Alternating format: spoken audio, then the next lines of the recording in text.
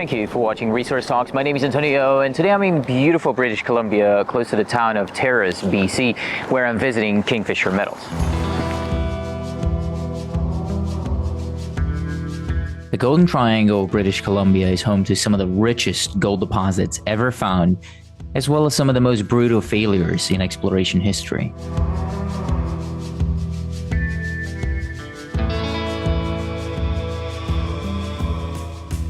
It's a land of extremes.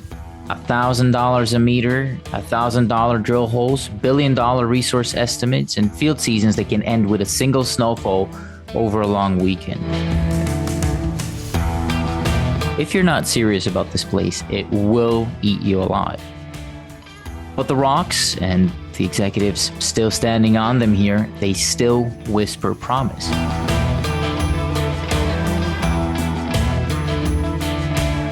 That's why in this film, we go behind the scenes with Kingfisher Metals to figure out if this is the right jurisdiction and the right geology to make a discovery. We'll tour the camp, we'll jump on a heli, we'll go and look at the drill pad, we'll stand on top of a mountain, we'll try to bush nap. Of course, all circling around one simple question. Is Dustin really going to be able to make some money for shareholders on this thing? So, meeting him in a few, let's go and find him and start asking some annoying questions. Hey, Antonio. How's it going, man? Good. Thanks for having us. Yeah, welcome to Northern BC. Yeah, appreciate it. What is this place anyways? I mean, we just took the plane from Vancouver. It was like an hour flight from here, but it's way different than Vancouver, obviously. So where are we? What is this? It's Terrace. It's Squamish North. Okay. Where I live actually looks kind of similar. So we are in one of the hubs of Northern BC, the Northwestern hub, booming right now because of the nearby LNG project in Kitimat. Yeah. There's got to be something like 10,000 workers there. There's 6 flights here a day now from Vancouver. This is where we fly into. You could also fly into Smithers, but there's a lot more services here. Yeah. In proper Canadian fashion, I'm wearing a jacket and you're in a t-shirt. Yeah. Let's, I want to keep listening to you, but the jet lag in my head is louder than you. So let's get in, get some coffee and talk a little bit more. What is so I saw on the map, Highway 37 is also close by here. That's what we were taking up to the project then, I assume? Yep. Okay. How long of a drive is it? So it's about just over an hour to the junction to Kitwanga, and then it's about 4 hours. Right, okay. All winter roads though, we could just always go there, or like how does that work? Paved highway with a massive power line next to it. Let's get some coffee and talk further after that.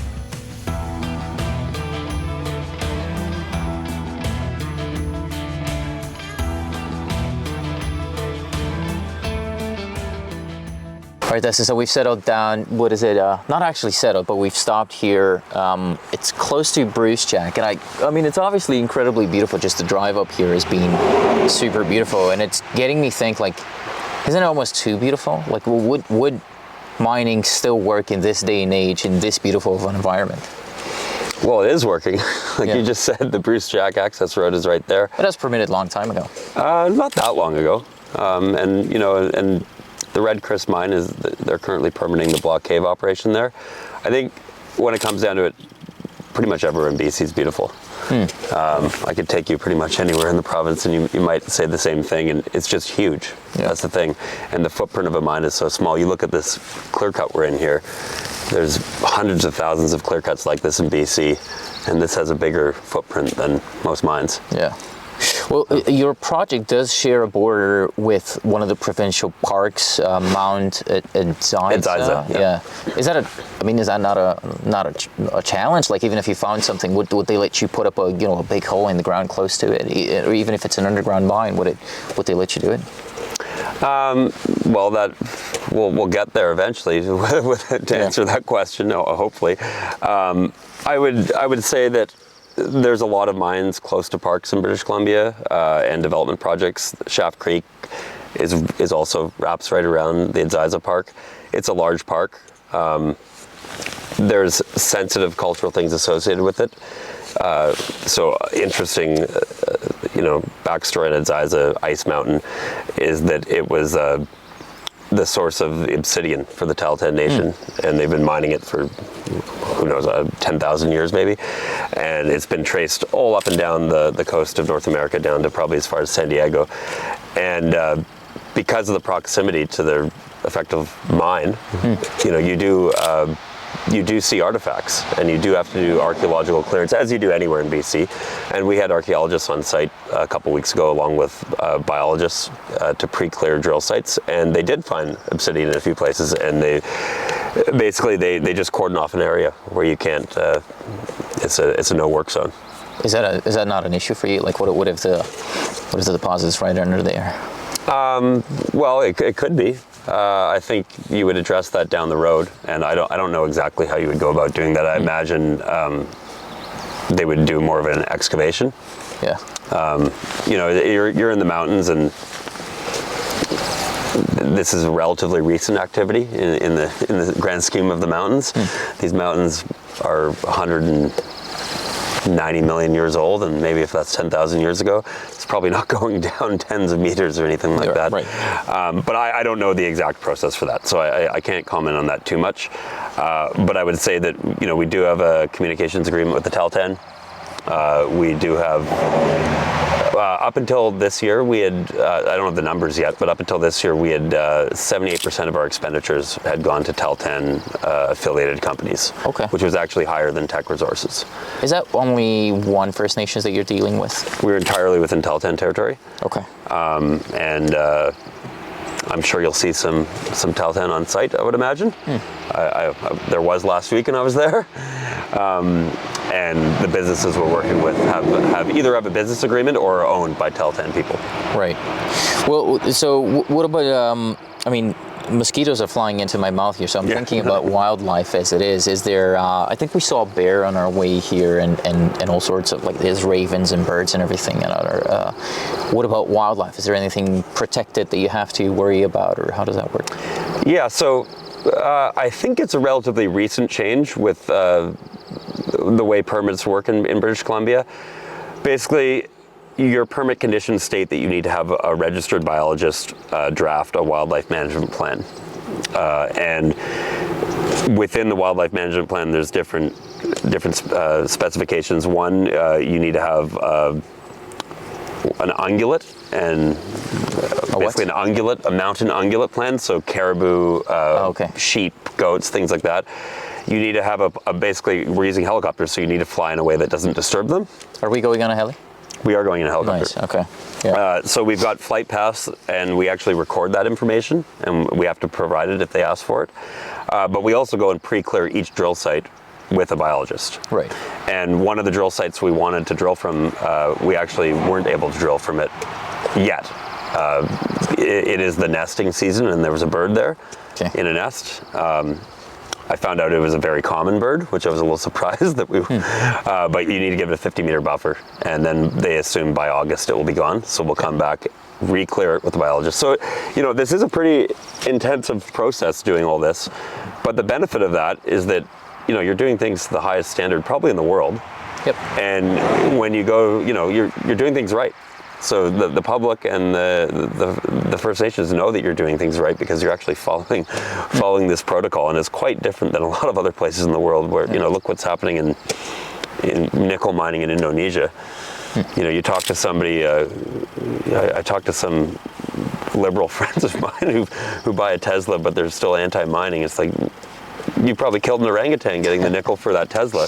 You should be supporting nickel in a Canadian country where they're following this level of environmental scrutiny. So it can be frustrating and take a little more time and a little more money, but at the end of the day, we're in Canada, and you need to do things like this if you want to actually build a mine in the future. And there is a process, and there's a big push for critical minerals. So I think we will see development in this area, and I think as you drive up the highway, you're going to see what's happening to this highway with the widening of it and the power line and all that, and just all the different access points to the mines around here. The area is booming right now.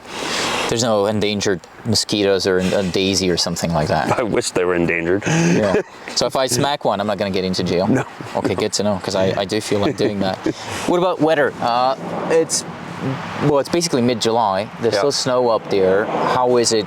What's the weather here? I know there's seasonality to your news releases, so I suppose there's seasonality to when you can work and stuff like that. So. Yeah, so the working season here is basically from June until the end of October. This year we had unusually low snowpack. So it was actually, we were very optimistic that it it would be snow-free early on. But then, as we experienced in southern BC, where I live, it's been a horrible spring, very cold, not that wet, but just cloudy and cold. So we've actually had a slower snow melt than previous years here. That being said, it hasn't really delayed us in any way. And in terms of weather, we are using helicopter, and weather does factor into that. You can't fly if you can't see.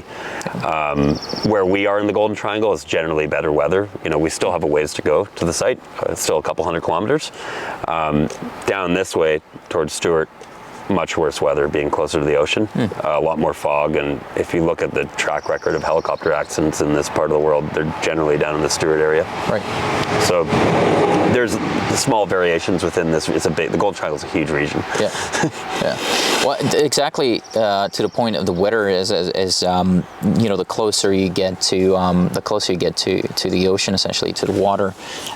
You make up a good point, because I was also told that actually from government permitting perspective, it's also the same. Like, the closer you get to the water, the more challenging it becomes to permit. Is that true?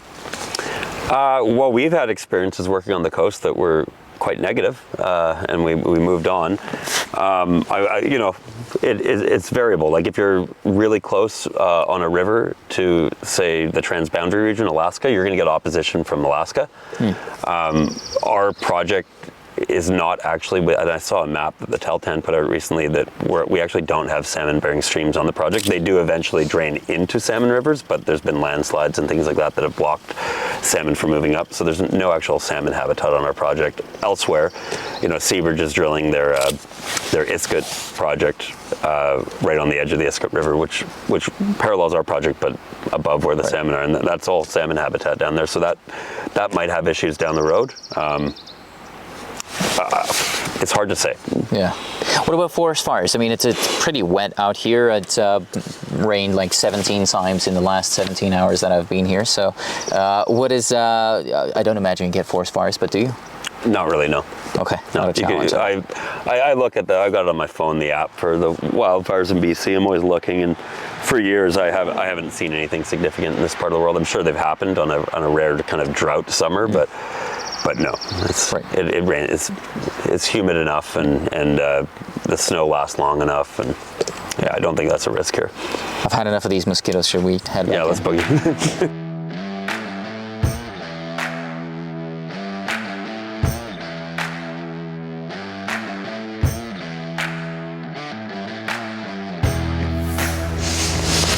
Right, so this was actually about a 4-hour trip or something like that from Terrace to here, and so now we're at camp. We're gonna do a camp tour later. This is actually where we're staying, this tent, and so we'll do a camp tour later. We'll do a tour maybe of the tent as well.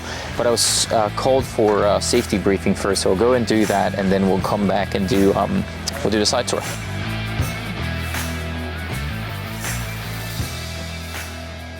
All right, so that was a safety briefing. We're just coming out of the office now. Do you want to do a camp tour now? Yeah, let's do it. Okay. What's the big building over there? So the core shack is right over here. Okay. So the site we're using is private land. We're leasing off a logging company. So they already had this area cleared. They had this structure with a lot of garbage actually stored in it. Yeah. So we cleared it out, built a floor, and then all these tents we've built. So let's go for a tour. So in the office here, Starlink. There's Starlink. There's several of them on site. That's the office one, and then these are all bunkhouses. Okay. Tent City. That's what you're calling it, right? Tent City. Yeah. Okay. So I don't know the exact number of people here right now, but it's got to be approaching 50. Okay. Maybe 45, something in that ballpark. And there's like what, 20 tents? Something in that ballpark, yeah. So it's 2 people sleeping in each tent. 2 to 3. Okay. Depending on how long-term they are. Yeah. Like long-term people are generally to a tent. If they're just in for a week or whatever, it might be shorter. Is this like a luxurious camp though? Because we get mattresses and heating and everything inside. Or is that just our tent? No, that's industry standard. Oh, okay. You'll see a lot of, like where we stop for lunch today in Bell too, like companies will work out of there for a whole season. Wow. So that's fancy. Yeah, this is pretty standard. Okay. I suppose I'm hearing a helicopter? Yep, that would be a helicopter taking off. Okay. Let's have a look. Here, you'll see it take off right now. So the mountains that we see there up far, that's on claim. okay. Yeah. That's on claim. Like, that's basically the north end of the property right here.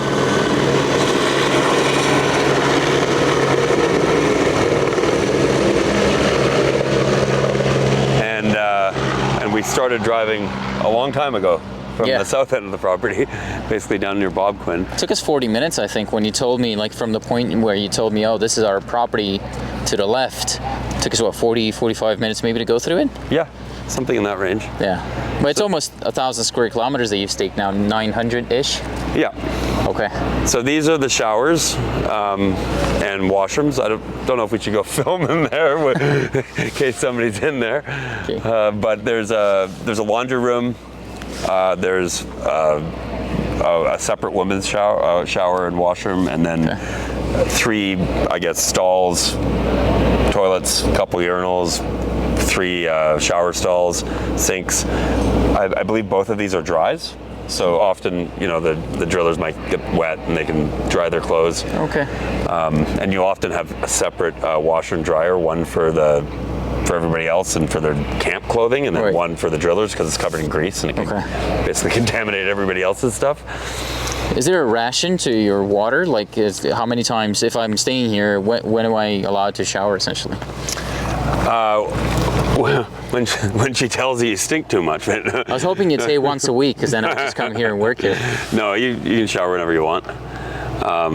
So where do you get water from for the camp? There's a well here. Oh, okay. Yeah. So there's,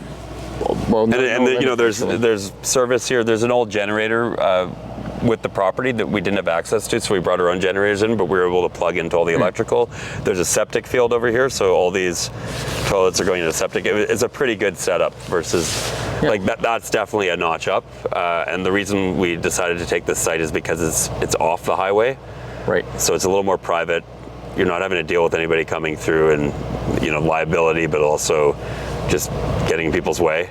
Yeah. I don't mean protesters. I just mean, like, you know, a tourist might be coming down the highway. Yeah, to use your internet? Where we were camped before, we had climbers from Quebec camping on the airstrip, basically. Wow. So, it's good being off here, and there is a gate if we needed to use it. This is an emergency vehicle, a transport vehicle. So if there's an emergency on site, we've got a full-time medic here, and they can be transported by vehicle to the nearest hospital, which would be up in Dees Lake, or a bigger hospital would be Terrace. If it's really bad though, and it's clear like today, maybe you use a helicopter to transport somebody. Okay. Right. I see a barbecue over there. Yep. It's a CEO barbecue, I hope. What barbecue? A CEO barbecue. This is so this is a kitchen then. This is a kitchen. Okay. So this is all kitchen here. This is the mess hall in here.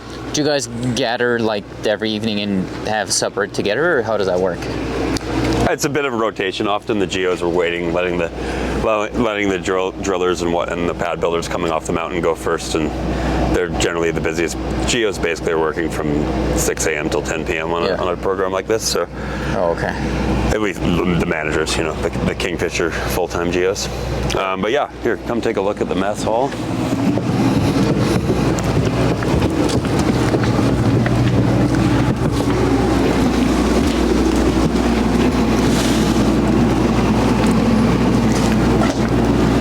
So, you know, being a new location, first time here, bit of a work in progress. We haven't sorted out the water for purification yet, so we do have drinking water in these. Right.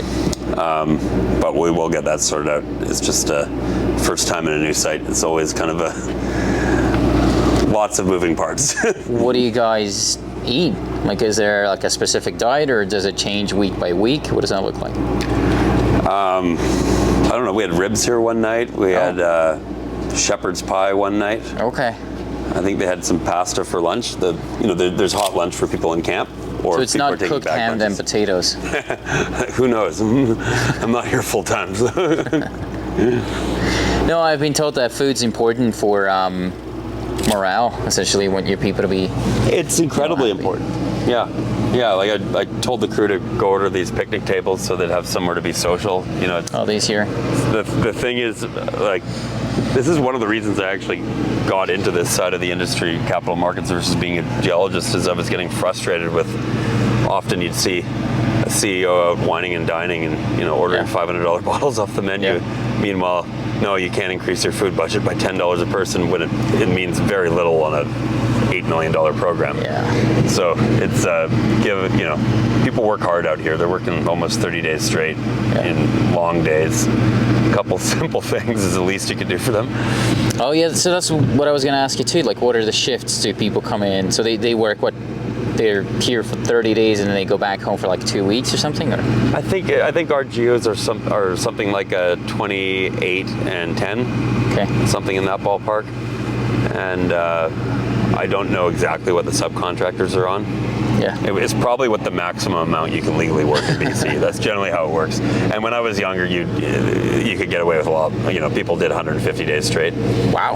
And there's a few companies out there that are still doing that. Yeah. But it's illegal.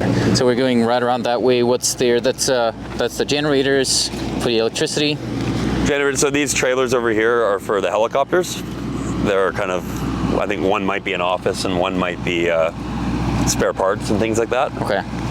And they've got one trailer here with jet fuel. They've got a much larger tank on our airstrip down the highway. We passed it about 15 minutes down the highway, which is where we camped 2 years ago.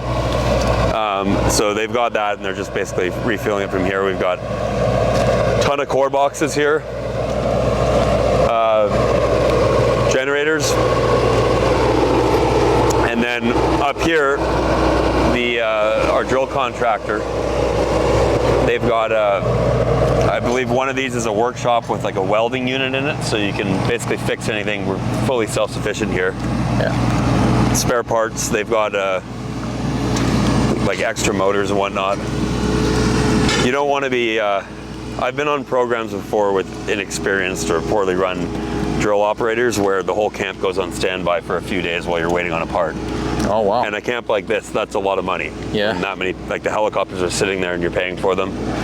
It's critical you've got a well-organized one. So all of this material in here are different lubricants and muds. Everything's biodegradable.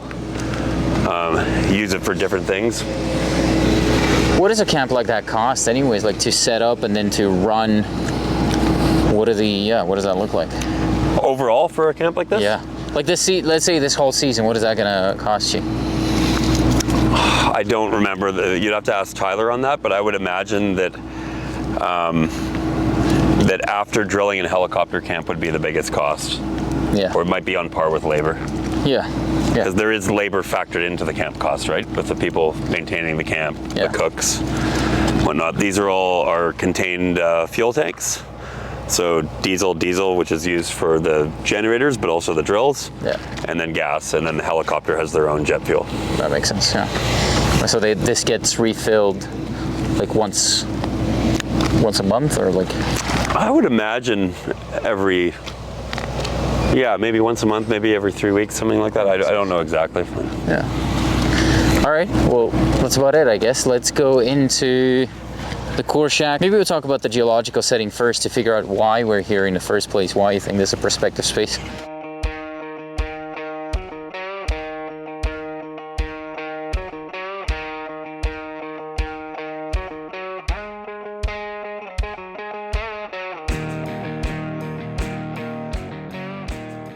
Right, Dustin, I want to start off maybe with a bit of a silly question, but this is called the Golden Triangle. Why? What made it the Golden Triangle? If you take me back like 250 million years ago, how did this thing got formed, and why is it what it is today? Yeah, so it's called the Golden Triangle because Murray Pesm, a famous Vancouver Stock Exchange promoter who his crew found SK Creek, he called it the Golden Triangle because he drew a triangle on the map because there's a lot of gold there. We know there's a lot more gold there now. I've got a figure here. There's almost 270 million ounces within the Golden Triangle, and most of the discoveries have been things sticking out of the ground. So there's obviously a lot more to be found. But I'm going to run you through why this part of BC is so special. also ties in a little bit to why there's so much mineralization across BC. I wonder if Murray came up here himself, because if he did, he might have called it the mosquito triangle. So this is, you're taking me back, how far ago? So I'm going to just draw a map of BC, show you where the Golden Triangle is. So you got the Queen Charlotte Islands, or the Haida Gwaii here, you got Vancouver Island here. So Vancouver's right here. You flew from Vancouver up to Stewart, and then we drove like this, up here, maybe up to here. And yeah, that's not a triangle, it's a diamond, but you know, that's approximately where we are in BC. So that's BC, that's where the Golden Triangle is. But now let's look at what BC once looked like. So, you know, way back, there was the edge of the continent of North America. And way off the coast, you know, somewhere down in here, you had things called island arcs forming. And an island arc is basically, you've got an island and you've got the ocean here, and the plate is subducting. So it's going down like this. And as it goes down, it gets really hot, a lot of pressure, and magma comes up. And then you get, here, I'll make it nice and pretty, you get boom, boom, boom, boom, boom, volcanoes form. And porphyries form right in here, and you get epithermal veins maybe like this or like that. So basically you had this happening way off the coast, and what's pretty interesting that geologists have been able to identify is they can see tropical fossils in the rocks around here, in the sedimentary rocks. So we know that it didn't form at, you know, 50, whatever we're at, 55 degrees latitude. It was actually forming in a tropical environment. Okay. And with plate tectonics, it came up like this over time and collided. So these rocks that we're looking at here did not form right here. They formed a long ways from here off in an ocean, and a process called accretion. So they were accreted. BC is a collection of accreted terrains where you get different geology in these strips where rocks have bashed up against BC and created mountains.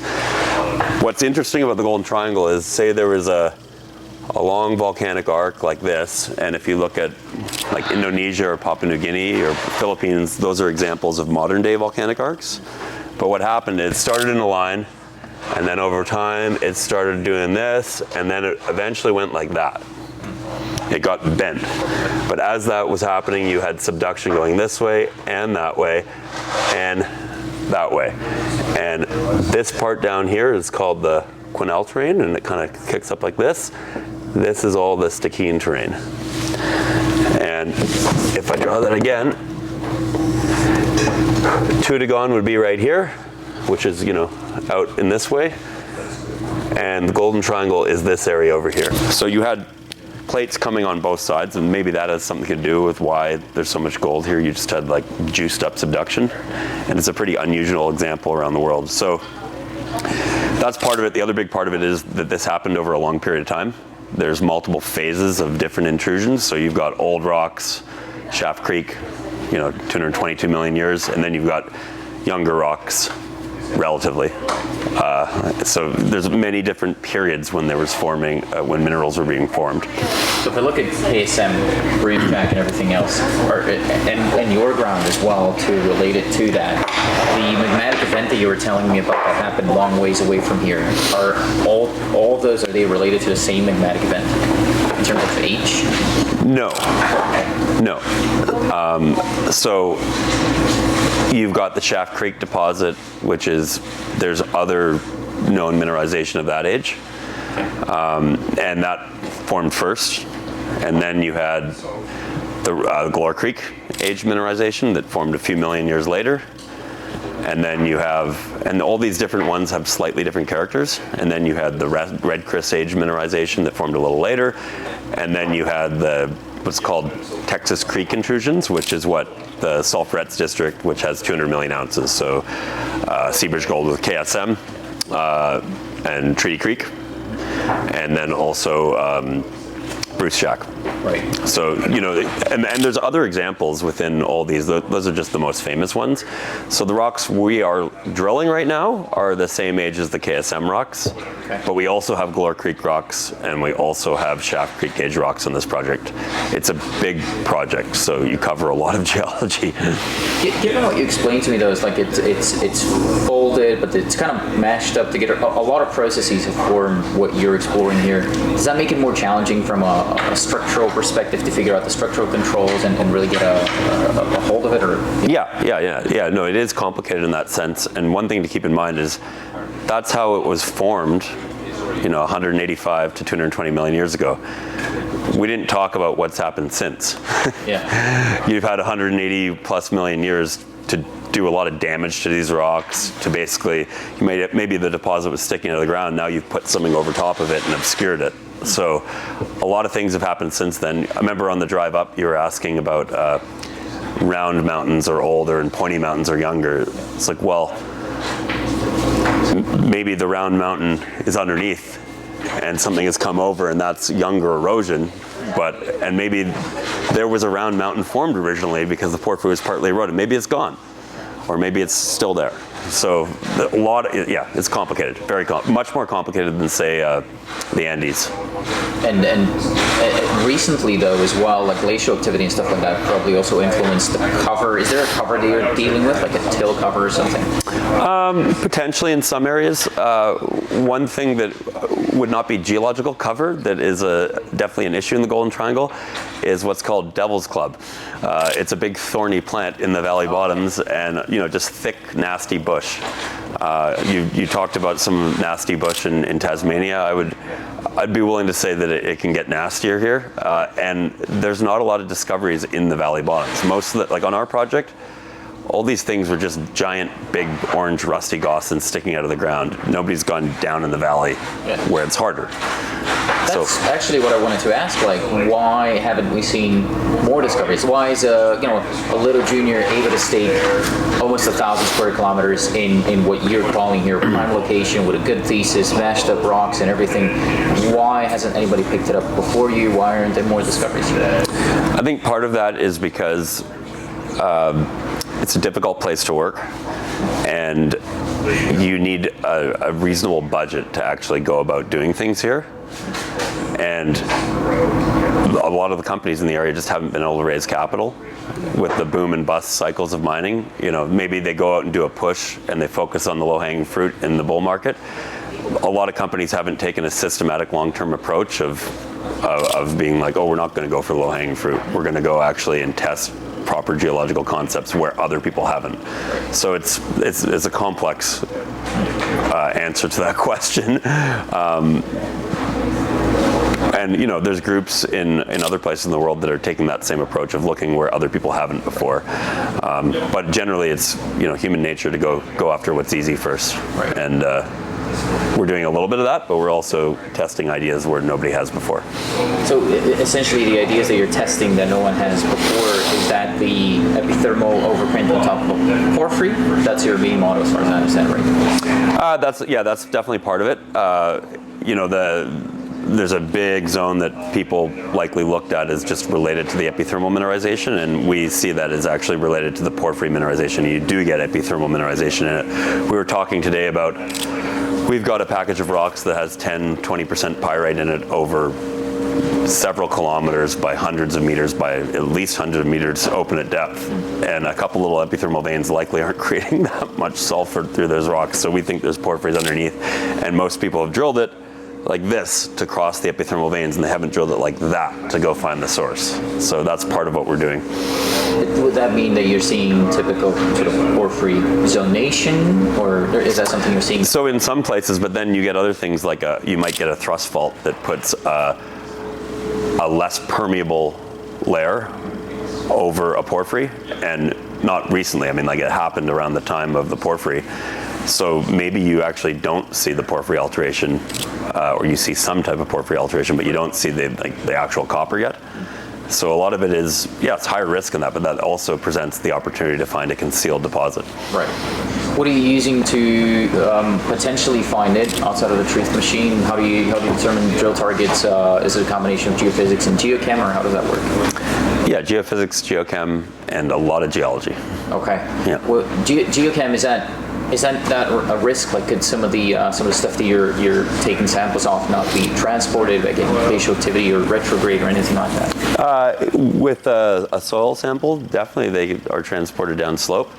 But if you see something linear along a slope, that gives you confidence that it's in place. But a lot of the geochem I'm saying is actually just coming from drill core. Oh, okay. Looking at the metal zonation patterns and the alteration in the drill core. And when I say geochem, it's not just looking at the copper or the gold. It's looking at the alteration, basically what's happened to the rocks and what they might have been before and how they've been affected and how that relates. How can an epithermal system alter rocks? How can a porphyry alter rocks? So it's all very, very complicated. How complicated? If we look at something like Brucejack, which is very complicated, and put it on a scale of 1 to 10, we put Brucejack as a 10. How complicated would your package be on a scale of 1 to 10? Not a 10, but probably above 5. Okay. Not sub 5. So it's complicated enough that there remains an opportunity. Right. If it was too easy, it would have been found. That's fair. What would it have to be in order for it to work out here, though? And I know we'll go on herein into the field and everything, and I can see the topography is what I'm looking for as well. But I can already kind of see it from here, right? It's not easy. So what would it have the grade and tonnage profile? What would that have to be in order for the deposit to be significant and actually work in this part of the world? Well, you can answer that a few different ways. Like, for it to work in terms of creating shareholder value in the short term, for it to work in terms of creating shareholder value in terms of a takeout, or for it to work in terms of actually building a mine. Yeah, thinking about the last one, like what's an economical deposit look like? Yeah, so Red Chris is in production, and they're currently building a block cave, and I guess I got the number right there, 19.3 million ounces gold, 13 billion pounds of copper. That deposit is around 0.4, 0.3 in that ballpark of copper gold, and but that's a large tonnage. If you look at the high-grade core of it, it's got incredible intercepts. It's got one of the top 5, I think, porphyry copper gold intercepts ever, 1,000 meters of 1 gram gold and 1% copper kind of numbers. So I think with a lot of these porphyries, and in general in porphyries, you need to find a high-grade core, and you need tonnage as well. In terms of tonnage, I don't think you need to 10 plus, or whatever it is, 10 billion tons like at KSM. I think 1 billion tons would be amazing. I think less than that would work too if the grade is there. There's, bigger tonnage, you can come down on the grade a bit. But there's other things like, how are you going to mine it? Is it going to actually be economic? How deep is it? The deeper you go, the better the grade's going to have to be.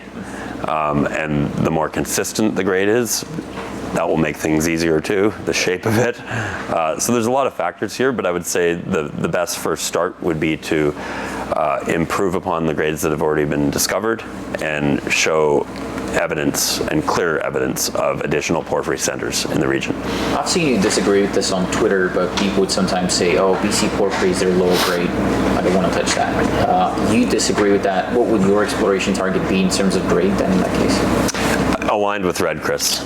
So as overall grade. So, getting close to 0.8 to 1% copper equivalent kind of number.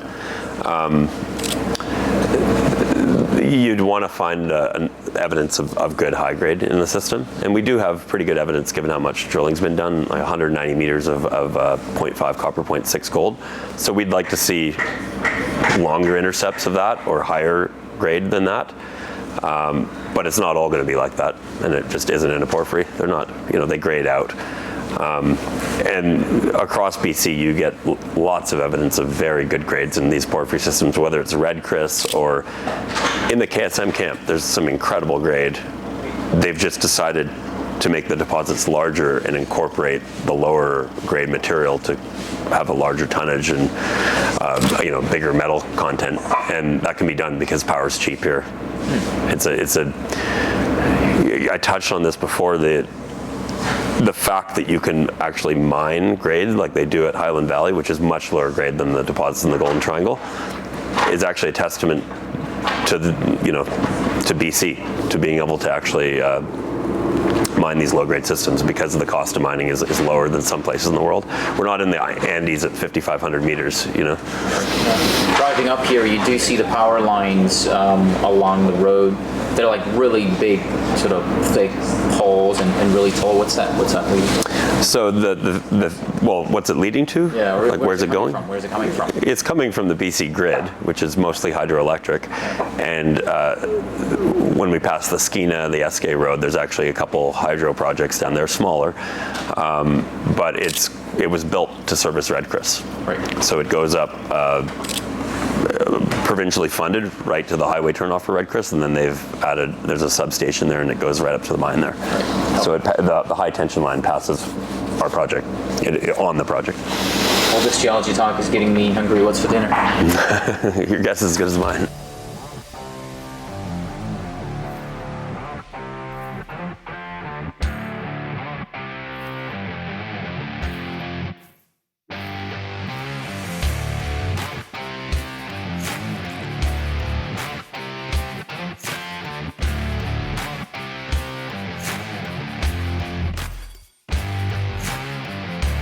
It's the beginning of day 2 now. I had a good night's sleep last night. I'm actually surprised because it's light out to like, I don't know, 12 o'clock or something like that. I still just slept great, actually. Good mattress and everything. And I'm still gonna need copious amounts of coffee. Don't make no mistake about that. But day 2 is gonna be an interesting day, at least for me, because it's the first time I'm going on a helicopter. So we're actually going into the field. I wanna look at the drill pad. I wanna see where the drill is and why it's there, look at the topography and everything. And I'm also actually gonna meet the team right now, because yesterday I spoke to them briefly, but I didn't really have a proper introduction to the VP of Exploration and the camp and exploration manager. So we'll go and talk to the team. We'll go and look at the drill pad, and then at the end of the day, it's actually going to be the end of the trip as well. So that's when I'm going to go with the even more annoying questions and ask Dustin how he plans on making shareholders some money on this thing. So an eventful day, and I'm taking you along for the ride with me.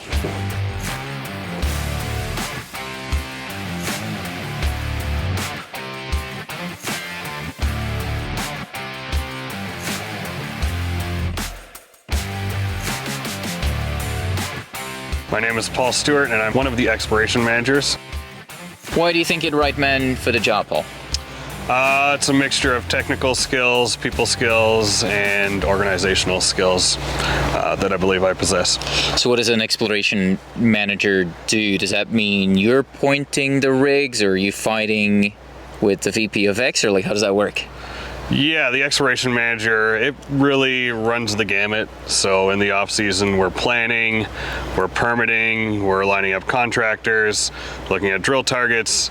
Then come field season, we're really the overseer of all operations. So that's getting the camp built, that's getting all our contractors here, getting them working on what we need them working on, getting the drill pointed in the right direction, but it's also the technical side of things.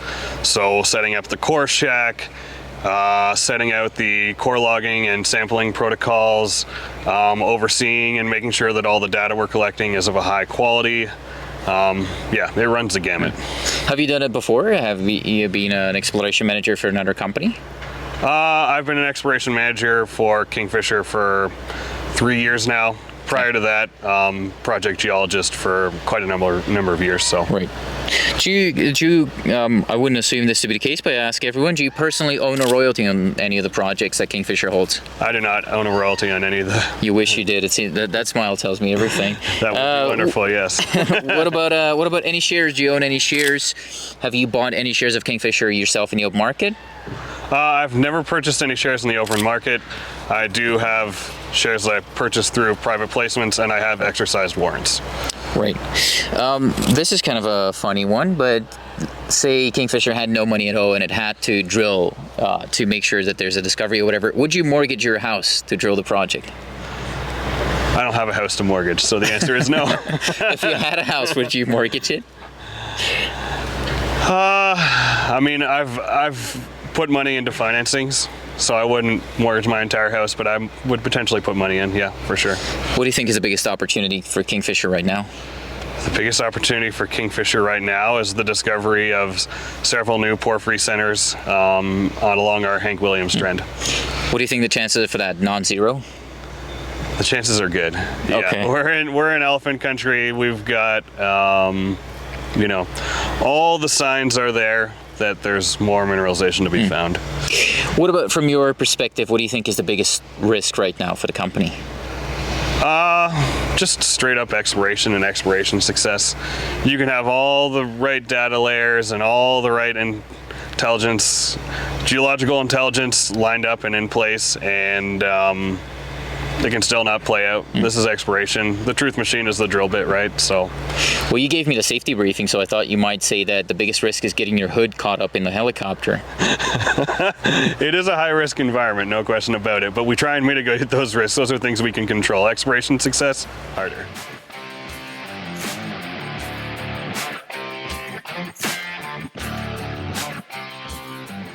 Tyler Caswell, Vice President of Exploration for Kingfisher. Why do you think you'd right now for the job title? Because I'm highly motivated and for discovery, and I really enjoy being part of a high-functioning team. Is that what you told Dustin when he interviewed you for the job? Yeah, I mean, I've known Dustin for probably going on 20 years, Right. So this conversation's been going on for a while, and we've always wanted to work together, and this opportunity came up, and the timing was perfect. Right. Is that the only thing you do? Do you work for other companies right now? Is this the only job? I only work for Kingfisher. Okay. What is it that you do as a VP? Like, do you manage the camp? Do you point the drill rigs? What does a VP of X do? Yeah, a little of all that, and as well as just making sure the team has the tools for success. You know, whether it's proper training, guidance, any other systems in place, and then offering, all my experience over the last 20 years, and making sure that they do it safely. Is this the first time you're doing something like that, or have you been VP of X before for other companies? I've been Vice President of Exploration for other companies. I've also been exploration managers. I've worked kind of all over the world as well, in the Andes, and so Chile, Peru, Argentina, in Southeast Asia. I've worked at operating mines, doing near mine exploration. So I guess I got a lot of experience, but my focus has always been copper and gold. So does that involve any, have you had any success? Have you pointed the drill at something and it turned out into discovery? Yeah. No, I've had a couple, discoveries. One of the mines I worked at, we actually found enough gold that it went through the mill. What have you been? How many shares do you own? Do you know that off the top of your head? No, Of Kingfisher? I don't. Okay. But you do own some. I do own some. I'm not a major shareholder, but I don't have a lot of stocks in mineral exploration right now. Well, you're currently drilling, so I suppose you're blacked out from buying in the open market. Yeah. Would you buy if you weren't? Yeah, actually, I wanted to buy a little while ago, but it wasn't the right thing to do. Well, further on in the skin in the game type of thing, if Kingfisher had no money at all, would you mortgage your house to drill the project? Well, I wouldn't mortgage my house, but if I had capital, I would invest it. Right. Do you personally own a royalty on any of the projects? No. Good. No. That's the right answer.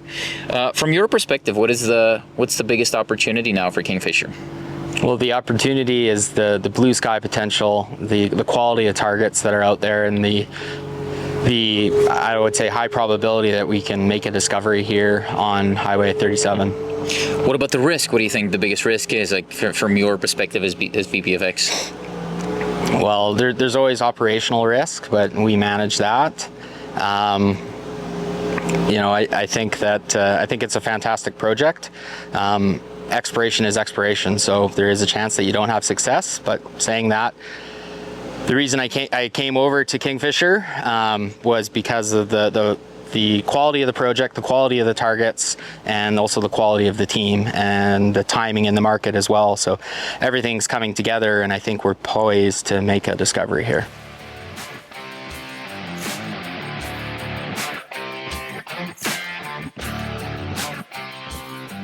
Dustin Perry, El Jefe. Is that an official title?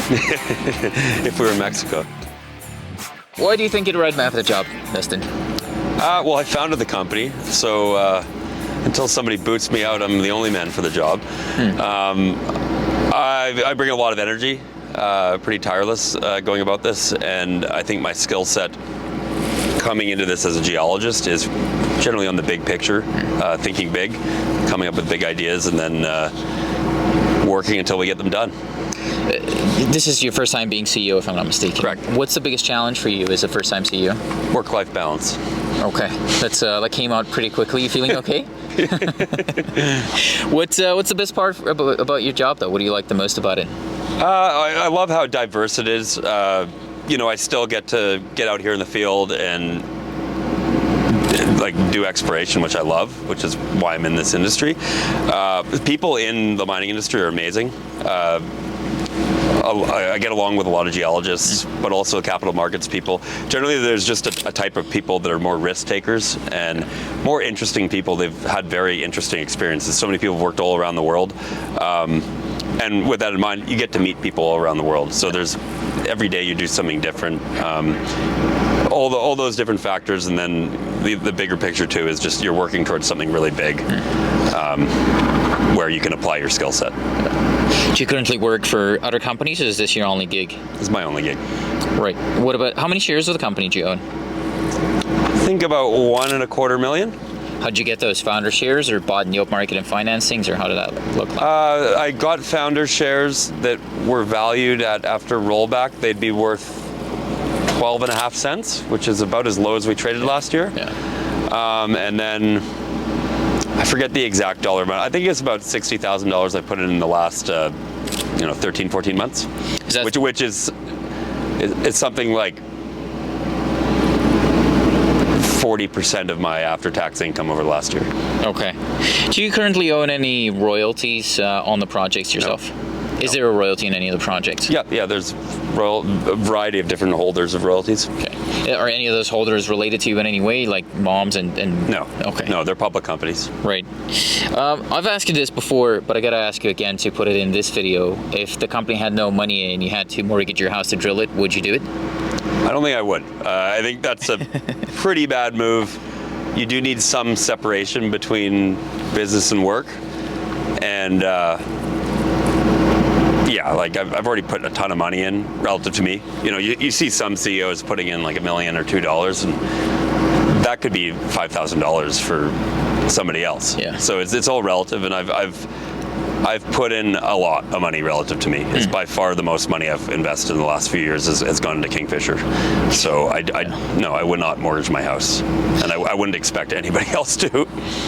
That's I think a lot of people will appreciate that answer. But it is about risk reward in the end. What do you think is the biggest risk for the company right now? So I would say by far at the stage we're at in exploration is just exploration risk. There's always, you could have the best drill target in the world and it doesn't pan out. The way to mitigate that is to have the right data and the right people with experience in the right region, but in the deposit type. And then the other way to mitigate that is by drilling as much as possible. You don't want to come out here with a couple drill holes and that be it.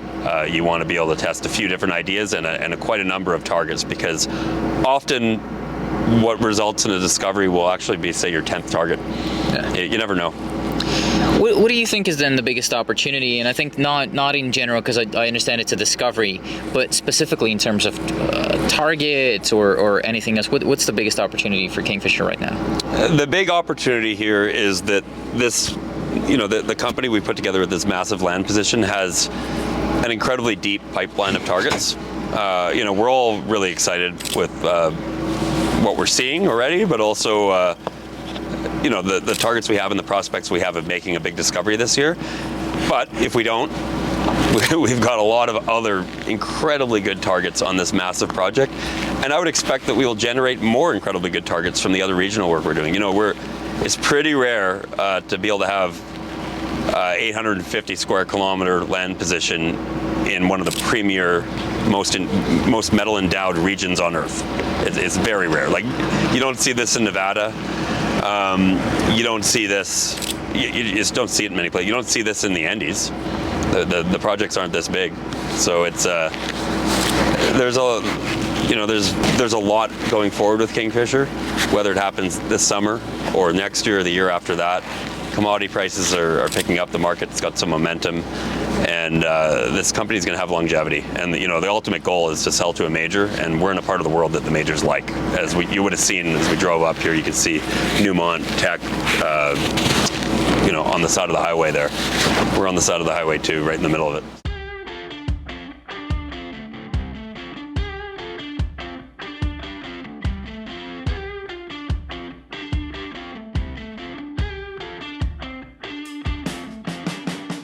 So we're about to go on the helicopter and fly into the project. I can see main cab up there in the top right. That's where we are right now, right? Yeah, so we're up here right now. We drove up the Highway 37 to get up here.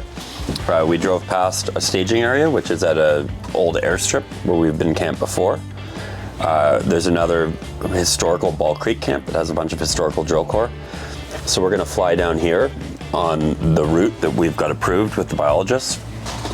And we're gonna come in here and into this area. And the minute we get in here, you're gonna start seeing these large mineral systems. So a big porphyry system at Mary Cliff.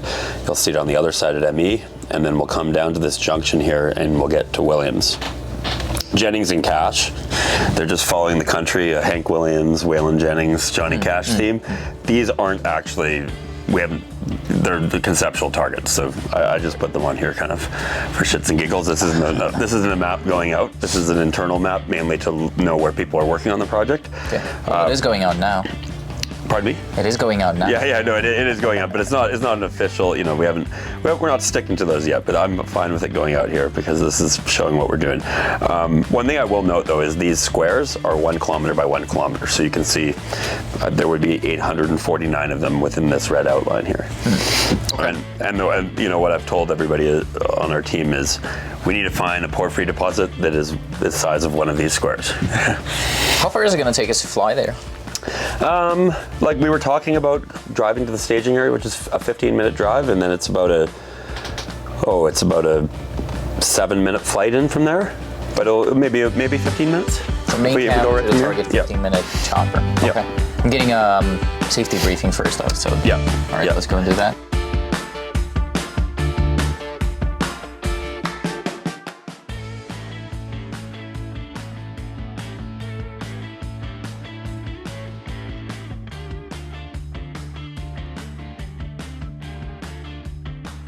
Dustin, why are we here specifically? As in, why are you drilling over there and right across the valley instead of over this stop or on the other end? I mean, it's again 1,000 square kilometers, and you have to pick this 1 or 2 location. Why are you here? Yeah, so this year we're focused within this part of the project.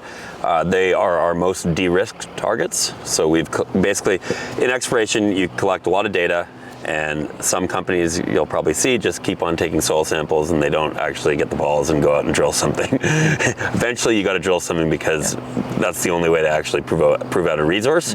So we're at the point here where there's nothing else to do but drill on these targets. There's other targets that need other work, which is what we're doing as well in the background. But these need to be drilled.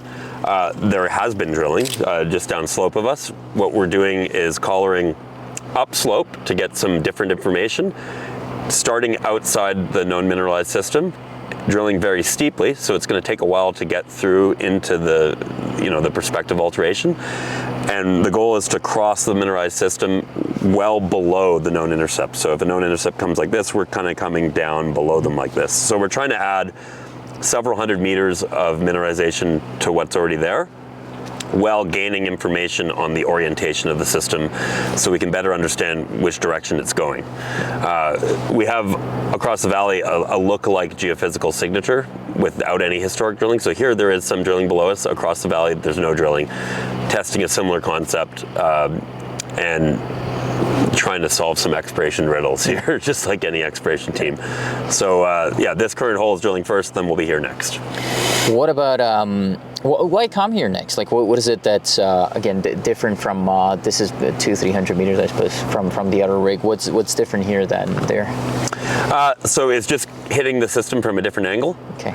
So if you drilled off the same pad, you wouldn't have as much separation on the drill holes. So we're trying to get information from a different side of the system and drill back, again, steeply, but drill back from a different orientation. So we're kind of going like this on one side and, well, that on the other. Yeah. And at depth, these holes will probably be, 100, 200 meters apart, something in that ballpark. But they'll be well below the known limits of mineralization. So basically we're trying to triangulate with a few data points at depth to determine the structure of the system, and then ideally you'd be drilling vertical holes into it and trying to extend mineralization at depth and prove up a resource.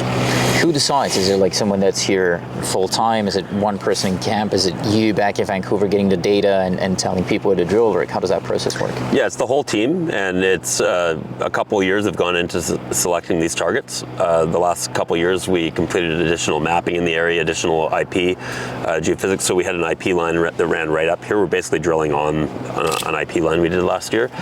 IP being induced polarization geophysics, but it's a full team effort.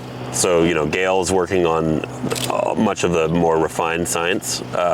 Tyler's our VPX. He does a lot of the operations and budgeting, but also he's excellent at picking drill holes.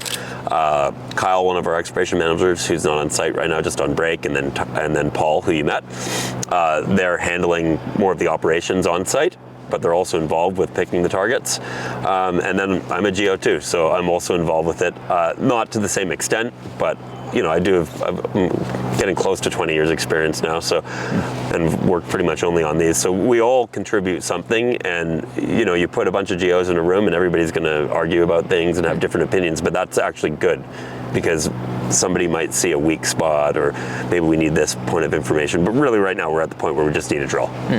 And it's also a living, breathing thing, I assume. Like you're always always adjusting on the fly, and you're using, within the scope of and the duration of this field program, we're using what we learn on these holes to target the next ones. Yeah. So what you're going to see from that one is going to determine sort of the dip or the azimuth. Yeah. This one the azimuth might change slightly based on that. The dip might change slightly. It's not going to be dramatic, but it might influence something. And when you're drilling a 800-900 meter hole, a few degrees can actually make quite a big difference on where it ends up. Okay. So where's the calco? Where's the Bourdonnais? So once we get, so we're drilling right here steeply. So when you're drilling steeply on something that's basically a vertical system, it takes a while to get into it, because you're not covering that much horizontal ground. So we're seeing copper in the drill hole. We're seeing whiffs of potassic alteration.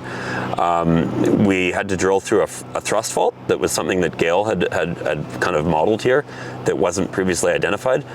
She did a lot of that modeling by looking at historic drill core photos, but then we sort of tested, and sure enough, we hit it approximately where we thought it was going to be. That slowed the drill down for about a day. Generally, when you hit faults, it can lead to problems. You lose water pressure. You need to put stuff down the hole to retain the water pressure, such as clay. Bentonite is something you put down a hole. So we've got through that, and we're expecting basically to get into the good stuff any minute here. How are the drilling conditions here? Because you mentioned, a big fault. You explained to me kind of yesterday how the whole region has formed and everything, which you said it's complicated and everything. How's core recovery? How's drilling going? It's very variable. It depends on where you are in the project and what exactly you're targeting, and often the angle at which you're drilling. On this, we were getting incredible drill rates at the begining. So a shift is 12 hours, 2 shifts per day. We were getting over 60 meters a shift for the first few days on this hole. Slowed right down to maybe 6 meters one day. But I would expect once they've got through that fault and sort of the condition the hole out, that should pick up again. But elsewhere on the project, we've definitely had challenges at times if you're drilling through really broken rock. Often when you get into a mineralized system with really altered rock, drilling slows down. But if you're in mineralization, who cares? The topography looks challenging as well, though. I mean, we flew over mountains and everything, and just kind of walking around here is not as straightforward as just walking on flat ground. These people are drilling in the evening as well. Is that Is that a big challenge? How do you even deal with that? Yeah, it's definitely a challenge. It takes a certain type of people to be able to work in the mountains. You know, you've got heli-portable drill rigs. You need good mountain pilots who know how to actually drop things at the drill without hurting anybody. So there's a lot of safety precautions taken. The cost of drilling goes up versus if you were drilling on a road. But then you look at the flip side of the opportunity of, because of that, less work has been done. Right. So it's just a balance. And at the end of the day, the drill cost here is probably around $750 a meter, Canadian. All in? All in, assays, geologist camp, everything like that. And that, so I don't know what 750 is, you know, 550 American, something in that ballpark. Take, yeah. 600 American, like that sounds about what they're drilling on a road in Nevada right now. Wow. So inflation has definitely driven prices up the last few years. It's also driven the price of gold up though, and copper. So it's, you know, and then I've heard stories in the Andes of $3,000 Canadian a meter at high elevation. So, you know, you got to look, some places like West Africa are way cheaper. But you're not going to find a big copper gold deposit in West. Well, maybe you will. I know one of the companies you have touts it, but like we're in a porphyry belt. This is where you find big porphyries. Well, you mentioned the Andes, and that's reminding me of they have a Glacier Protection Act over there, and I can see a glacier which is just a couple of kilometers from here. I don't know how close it is or how far, but I can see the glacier from here. Is that a problem for you? Like, is it? And I know I asked you about environmental stuff earlier, or it was yesterday actually, but yeah, I mean, is it an issue that you have a glacier there? No, it's not an issue. We're doing everything at I would argue it's probably the highest global standard for mineral exploration. Mm-hmm. You know, we had biologists out here pre-clearing every single drill site. They had to go there 2 mornings in a row when birds would be there, and we actually did have to. One drill pad we're not able to drill off of yet. We weren't able to clear it. On top of that, you do an archaeology clearance where they're looking for artifacts. So this is very rigorous, what you're doing here, and it's fully permitted. Other companies in the Golden Triangle have drilled through ice. You know, they've set a drill pad on a glacier, the Bruce Jack mine. They drive the buses with all the employees to the mine over glacier. There's a lot of glaciers here. It's just part of it. I don't think there's a shortage of drinking water here like there is in parts of the Andes. Yeah. So if you wanted to, I mean, there's some rocks that are, you know, being exposed now that the glaciers pulled back over the last 100 years or whatever that might be. If you wanted to go and drill there, and you clear it with the biologists and archaeologists, you can drill as close to it as you wanted to. Yeah, and potentially you could drill on it. We don't. That's not something I foresee here anytime soon for us. We don't have any targets underneath the glacier here. Yeah. There are other places in the Golden Triangle where there are targets underneath glaciers, or where there's new mineralization that has been revealed right where it's retreated. There is some copper veining right at near the toe of there. The BC Geological Survey found a while ago. But where we are right now is kind of a center of gravity within a big alteration system. As you can see, all these big gossans here, the yellow things over here are intense, blasted with, you know, up to 20% pyrite in those.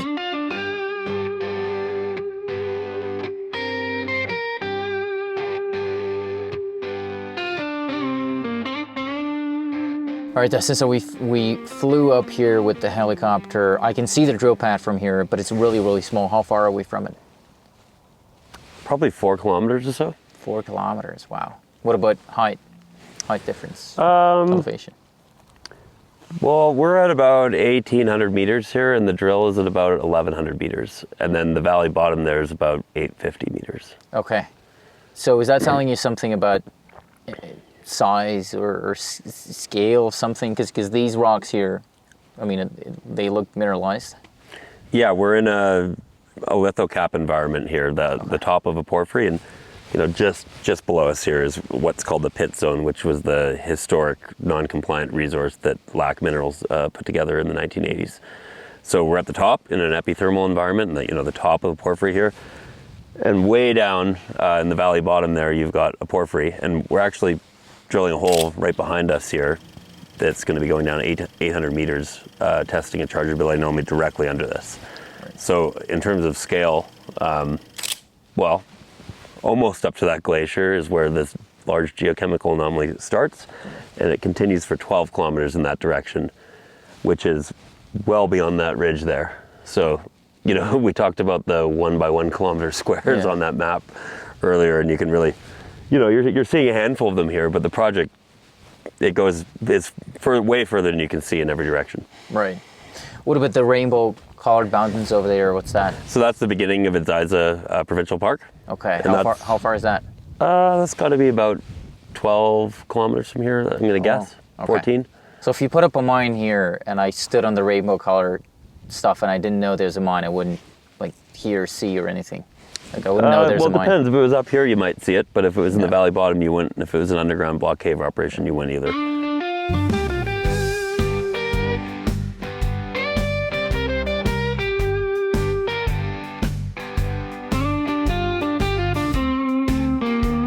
So that's it. Back from the top of the mountain, essentially.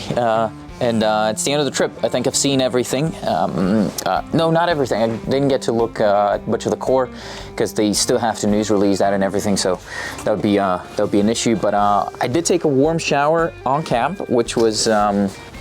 But it's still kind of mind-blowing to me that you could do that. Food was great and everything. You saw that. Target's pad building. Saw a bunch of the outcrops, important geological stuff, met the team. So I think we've seen most of it. But still an important question. How does Dustin plan on making shareholders money on this thing? And is he really going to be able to do that? So we'll jump into the car and get to ask him that exact question.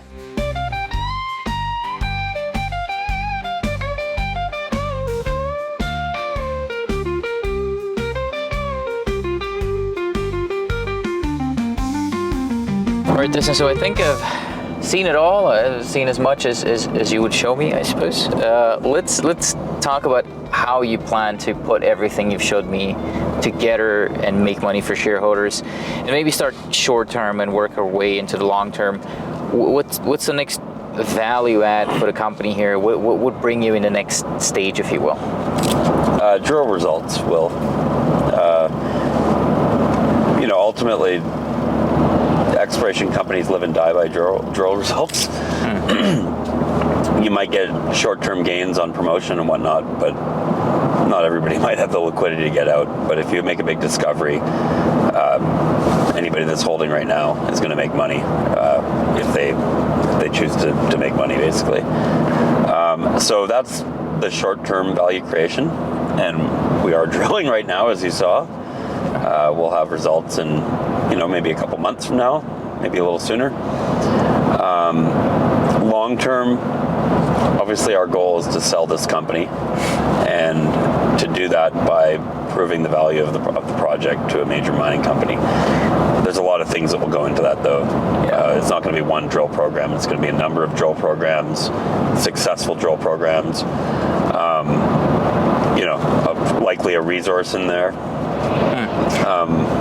Discoveries along the way, all those things. Well, a couple of things there that I do want to touch upon. When you say drill results, yeah, I mean that makes sense. This is that big program that you've been waiting for a while. But what is it specifically that you would want to see in this round of drilling that you think would add value to the company, not only justify the market cap, but potentially push it higher? Standout intercepts of copper, gold, porphyry mineralization, whether it's expanding upon known mineralization and improving, or the discovery of new systems. Yeah. Well, long term then, you say, sale of a company, what would the stage of the asset have to be, specifically in the Golden Triangle, for it to become interesting to, potentially a major, because you all this time you told me you're after a major system, so I'm assuming, a major would take you out as well. So, yeah, what is the stage? I mean, are we talking MRE, PEA, pre-MRE? I don't know. I would imagine an MRE, and a good example of that, and how quickly you can go from a conceptual target to an MRE and a sale would be GT Gold, which is just up the highway from where we're working. They put out their initial resource, I think it was about 3 years after the first drill hole, and the following year they sold the company. I think it was a 4-year time frame of discovery through to sale for about $465 million to Newmont. A key thing about that is that the vice president of exploration there, Charlie Gregg, He's been a long-term shareholder and advisor of Kingfisher, and then the former executive chairman of GT Gold, Ashwath Mehra. He is the chair of our advisory board and one of our largest shareholders. So we've got the same people involved, and they've put their money behind it because they recognize that this is the next similar opportunity like that in the Golden Triangle. When we talked about size yesterday, when you were telling me about how the Golden Triangle got formed and everything, you said a million tons. I know this question. 1 billion tons? A billion tons? Did I say a million tons? Hopefully it's not a million tons. We're looking for a porphyry, not a VMS. No, but yeah, so you're right, 1 billion tons. I know this is a bit of an impossible question here, but how much drilling would it take for you to define that? So I don't, I think GT Gold with Saddle North, I think it was in the ballpark of 750 million tons in measured, indicated, inferred. And I don't know exactly how many meters it took, but I would imagine under 40,000 meters. Okay. So I think that's a pretty good blueprint. Yeah. So how much are you drilling this year out of that potentially 40,000 meters? 7,500 meters this year. Okay. And then, the goal would be to do a significantly larger program on the back of good success at a much higher share price with less dilution next year. Yeah. But then that still means at least 2 more seasons of drilling on the back of this one. Yeah, absolutely, yeah. Okay. How much money will that cost, and how much, what I'm thinking about that is I'm thinking, how many more times do you think you're going to have to raise capital?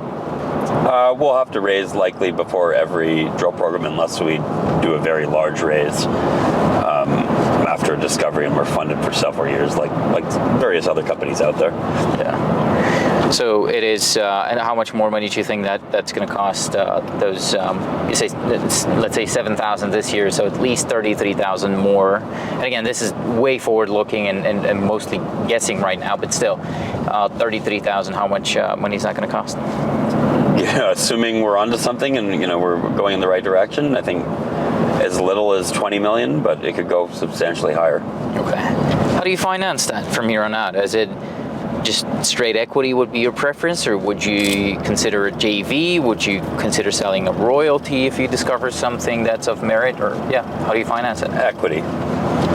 Equity is how we will finance this company, and ideally at some point with success, we will attract a major mining company to come in at a premium.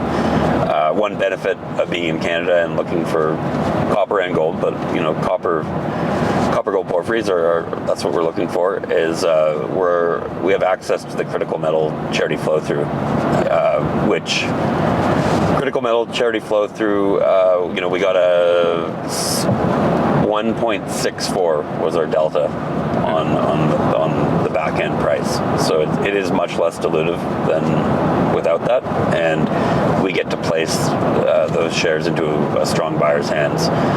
So a foreign major mining company could purchase the back end of those shares, which potentially they would already offer a premium, and then you could tack that premium onto that premium as well.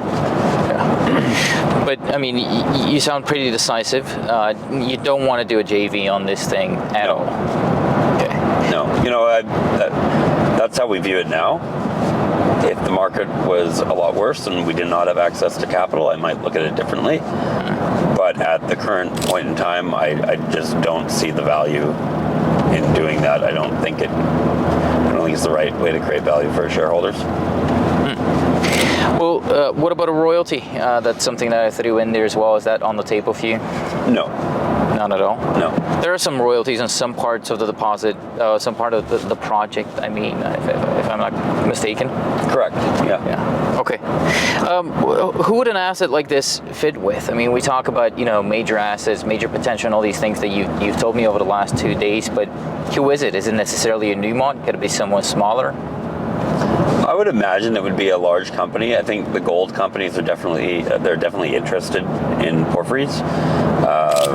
Newmont is at Red Chris. Newmont purchased GT Gold. Newmont's at Galore Creek with Teck. Teck is active in porphyry. Teck's very active in copper. Barrick has shown a lot of interest in copper recently with, they're building Reko Diq in Pakistan. They wrote a large check for Barrick Gold, for Hercules Metals down in Idaho. South 32 just wrote a large check in the Babine Belt for American Eagle. Fortescue has entered BC. BHP's invested in BC. Sumitomo and Otoshu, like various Asian companies, are involved. There's a lot of different players that are interested in these types of deposits, so I think there could be a lot of interested parties. But ultimately, it's going to be a big company because we're looking for a big, what would hopefully become a big mine. Could it be someone who's looking for quicker production, though? Because why I'm asking that is I'm thinking, permitting. I mean, permitting in Canada is not notoriously fast. So would a big company still be willing to take over something that they know it's going to take years and years to fully permit before it's in production? I think that's why this is an attractive jurisdiction for the big companies. It takes a while, but generally it will happen. And you don't have political instability. You don't have wars. We were just on the phone in our geological office here with our airborne contractor, and he was talking about how he's working in incredibly difficult locations, and the summer's been a total shit show for him. And our VPX said, "Oh, are you guys working in the mountains too?" And he said, No. We're working in Azerbaijan. We're working in another country, wouldn't name, that's war torn, and they have to get security guards and all this types of thing. Everybody's heard about what's happened in parts of West Africa, Burkina Faso, Mali. There's a reason why companies like BC, low cost of mining, highly skilled workforce, and long-term security. And eventually we probably will go towards a tiered. I would imagine we would go towards it. We've got a tiered pricing in oil. We'll probably have tiered pricing in metals. I think Robert Friedland's even talked about this. Yeah. We probably will have that, and everything's on hydroelectric power here. Like, we're driving right by the power line here that is clean power. So I think there's a benefit to being in a location like this, and Tom Palmer from Newmont has come out saying they plan on being in the Golden Triangle for over 100 years. So I think we're in a good place for this. And I understand, again, there's still more work to do. You got to make that discovery. So all of these things that we're discussing are forward-looking, preliminary, and all that. But what about valuation examples? GT, how was that valued? Was it on a pound in the ground type of thing, or how would you value something like that? What does a billion-ton asset sell for, essentially? Well, it's valued on how economic it's going to be to extract, but it's also valued on what, if they only drilled there for a few years, they're looking at the greater project. And that's one of the big values with our project, is that it's not just one area. It's a potential mining district. And there are other mining districts surrounding us, and we're kind of in that one gap where you would expect one to be based on the geology, just hasn't seen the same amount of exploration. So I think that could lead to a premium in that sense, to what might be seen as assuming we had a great discovery and proved up a bunch of other targets that hadn't seen a lot of drilling yet, but showed a lot of good signs. That could lead to what some people might think is being overvalued, and maybe Great Bear had a little bit of that, the unknown, and having a big project in a prospective area where maybe Kinross thought that there was a lot more to find. That's always the thing in exploration, is the unknown of, like, how big could this be? Yeah. And often when you do put out the resource, it kind of puts a cap on it. But when you have such a big project with all these other targets, it leaves the imagination open. And people evaluating the BD people at majors, they're no different. They're still humans. Yeah. What's one thing that could kill the project? I mean, geologically or otherwise. So is there something keeping you up at night, or what do you perceive as the biggest risk here? I would think that markets are the biggest risk, and as much as it looks like we're going into a very healthy, hopefully a super cycle here, that's one of the big limiting factors that has limited exploration in this part of the world. It is not the cheapest place to work, and doing small programs when you have to use things like helicopters, they're generally very inefficient, and like the amount you pay just to get up here, it doesn't go that far when you're doing a small program. With economies of scale, you're able to do a lot more. And luckily we have had access to capital, and I hope we will continue to, but that's always going to be the biggest risk. Outside of the obvious risk of exploration, like you can't like choose where the metal or the deposit is going to be. It's going to be where it is.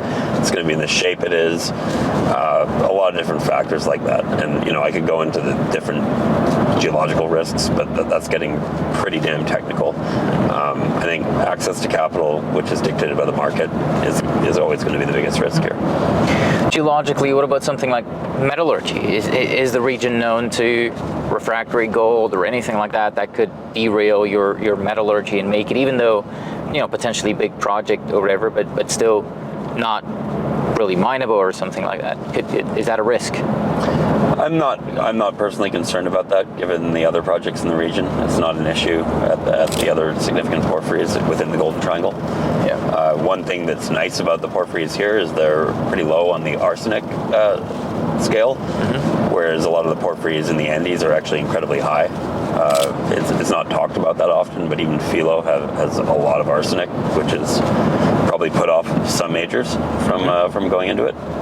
And various other porphyries in that region.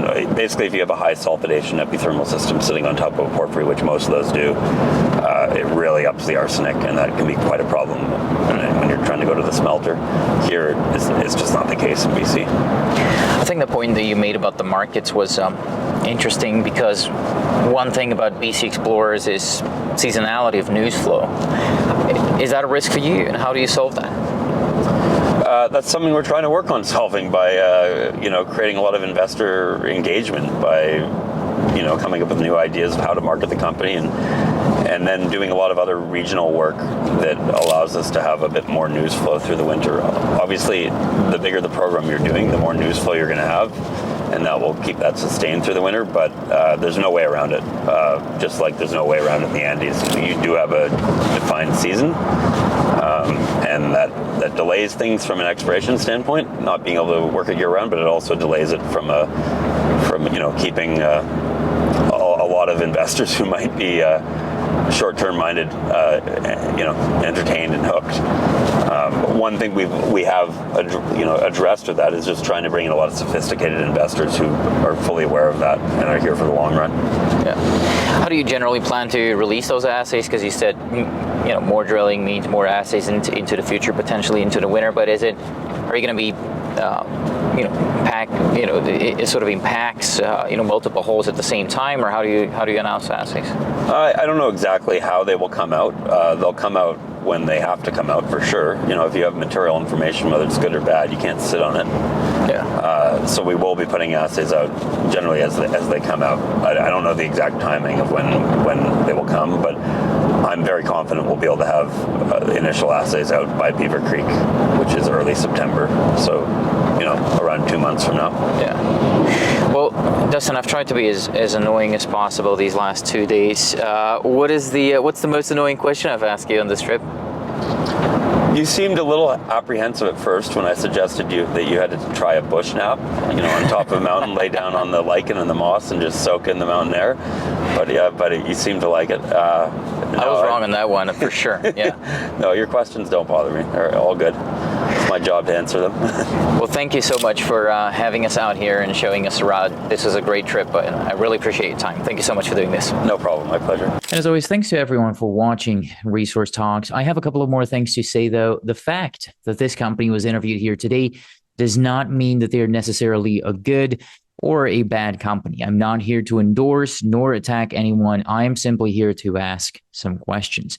If you find that I have failed in asking a question that you would have liked to hear an answer to, which will happen as I'm not an experienced interviewer, please let me know and I will try to correct that mistake in a future interview. As mentioned at the beginning, please understand that mineral exploration and development is an extremely risky business. Losing money is the norm and should be the expectation. This is a very complex sector, and the performance of individual companies typically depends on many different moving particles, including company-specific factors like geology, financing ability, and many others, really, as well as particles that are outside of the company's control, like geopolitics, macroeconomics, commodity prices, and many more, most of which are nearly impossible to fully understand.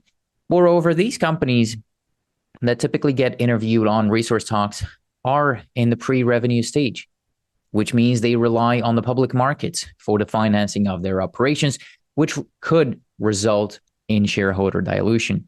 Furthermore, as a general rule of thumb, you'll be better off understanding that all company communications online, albeit this interview or their website and their presentation and their social media accounts, or even the social media accounts which you thought were your friends and then told you about a stock, everything really that these companies do is intended as marketing. And although I do not make buy or sell recommendations because there is a clear conflict of interest given the nature of my business, many out there do. And you should be aware of that inherent bias and you should be careful out there. That bias is not always going to be clearly disclosed with everyone out there. So it is safer for you anytime you're watching any type of company specific content to approach it with a dose of skepticism and assume that the party telling you about it is biased in at least some shape or form, because there will always be a bias. Again, albeit clear or not. So always ask yourself what the incentive of your counterparty is and never rely on them regardless of their incentives, but instead double check if what they're saying is true, again, by using setterplus.ca. The fact that I have no idea what I'm doing should already be clear to you at this point. I am not saying this to make jokes or laugh with myself. I just simply do not have a long enough track record of consistent investment profits. So I should under no circumstances be considered an authority on anything. Again, although this may sound amusing to you, believe me, it is not amusing and it is not intended as a joke. I'm simply pointing out a fact and warning you not to rely on anything I do or say. Unfortunately, at least to my understanding, nobody out there has any special abilities. The CEOs do not possess any superior knowledge, and they cannot know about what will go up, what will go down, or what will go in circles. Some people even believe that to be rule number one on Wall Street. Nobody really knows. None of us know whether any of the company's activities will result in a success, again, given that we're talking about high-risk activities where most of the times it ends in failure. So unfortunately, try as I may, I won't always catch all red flags or all challenges with the companies. So even if I did ask a few tough questions in here, don't rely on this being all of the tough questions. Again, these are complicated startups with many moving parts, and I am conflicted given the nature of this business. Therefore, I cannot guarantee the quality of anything presented in this video, and you cannot hold me responsible for any losses or damages stemming from the way you decide to use this interview. Viewers, listeners, and readers acknowledge and agree that the information presented herein did not constitute a solicitation or an offer to buy or sell any security or investment or to participate in any trading strategy. Resource Talks and all parties involved in the management of the business strictly disclaim any and all liability for losses and or damages, whether direct, indirect, special, or consequential, or other consequences, however so caused, arising out of any use or reproduction of the content published by Resource Talks or any decision made or action taken in reliance upon it. By consuming this content, all consumers vow to release Resource Talks and all parties involved in the management of the business from all claims, proceedings, or consequences. This is all to say, I know it's a lot of lawyer talk, but this is all to say that you shouldn't blindly trust me or anybody on the internet, and you should do your own research. Once again, social media is meant for entertainment. It is setterplus.ca where you do your research. That's where you'll find the company's official filings, and I encourage you to read and analyze the Management Information Circular, the financial statements, the Management Discussion and Analysis, and whenever available, the NI 43-101 technical documents. If you don't understand everything in those documents, the chances of you losing money are even higher than they normally are in this space. And as mentioned earlier, the chances of even the best analysts in this sector losing money are extremely high, since this is venture capital and it is not for everybody. I'll leave you with one of Charlie Munger's quotes, which I wish I had listened to more often earlier on, which says, quote, "If you don't understand it, don't do it."